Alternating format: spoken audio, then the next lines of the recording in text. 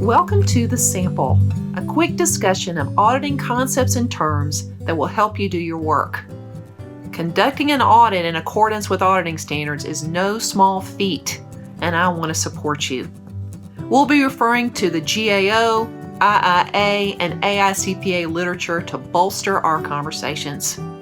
Let's get started. In this episode, we discuss how to recognize a bias threat. Biases are like belly buttons. We've all got them. We were raised in different families, in different cultures. We have different life experiences. And so naturally, we form biases. But the problem is that biases can impact our objectivity and our independence as an auditor. Because we do not want anyone doubting our work. We don't want our readers and our users of our audit report to recognize a bias and thereby not believe what we're saying. You know how conservatives really don't like what the New York Times says, and liberals don't like what Fox News says. And so they reject, depending on your bias, your political bias, one of those two sources of news is rejected. We can't do that as auditors. We don't have that luxury of leaning one way or the other, right? This is the definition of a bias threat. Why don't we have that luxury? Because our work becomes worthless if someone doesn't believe us. It's of no use to anyone, right? So a bias could be political, ideological, social, or other multitude of biases. And when you do recognize a threat to your independence, the GAO asks that you apply safeguards to protect your independence. And there's 4 ideas that they list in the Yellow Book.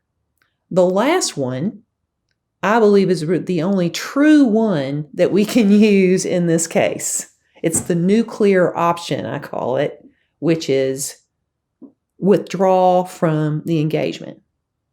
You get reassigned, and if you're a one-person shop, you don't do the audit because there's no one else to assign it to, right? Because biases are really hard to get over. You have to have a lot of empathy. You might have to do some healing, talking it out with someone, really understanding what's going on. That's going to take some time. And biases impact the entire audit engagement. Where you end up going, what specific aspect of the subject you evaluate, what you're looking at, how deeply you dig, what you test, what you report, who you report to. It affects the entire engagement. I'll give you an example of a bias here that recently came up in one of my webinars. I was talking to an auditor who was evaluating a police department.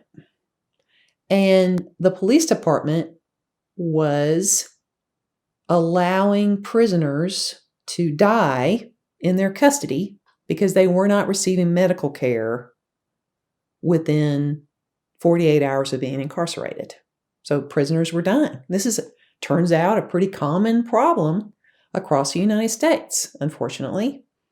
And I was also talking to them about how to frame your objective so that it's more interesting and compelling to the reader. And I said, it or the user of your report.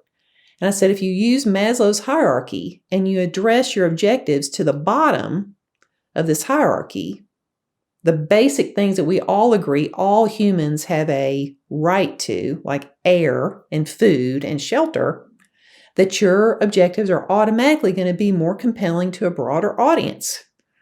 And this comment came up in the chat panel, showing an obvious bias against inmates. That person should not be on this audit, plain and simple, because they are biased against the inmates, right? Here's how you know if you've got a bias. Do you have disdain or negative thoughts toward the subject or the people involved? So you ask yourself these questions. Got any negative thoughts there? Does anything make you uncomfortable or agitated about the subject or the people involved? Are you able to discuss different views on the subject without getting agitated? Do you feel like those involved should be severely punished? Would you feel comfortable expressing your opinions in writing or in public? I think in public is really the better test because we all have, a lot of chutzpah when we are making comments online. But would you do this face to face? Would you say these things in public in front of your pastor, your leaders of your community, your neighbors? Would you say these things? Would you feel comfortable doing that? Is there anybody else in your office that might be more objective about this? Really think hard about that. Because when it comes to bias threats, you should really be honest with yourself, your team, and your report users. Biases are not something that are easily overcome, and you just shouldn't be on that engagement. Want to learn more about this subject and earn some hours at the same time?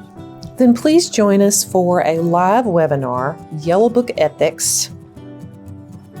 We offer these a couple of times a year, and in it, we identify when your auditor credibility is threatened and how to work through any threat to your independence that you encounter. Hope to see you there. And that wraps it up for another episode of The Sample. True to the nature of a sample, we didn't talk about everything, so you've probably got questions. Write to me at Leita@Yellowbook-CPE.com, and I'll do my best to fill in the blanks. Thanks for playing.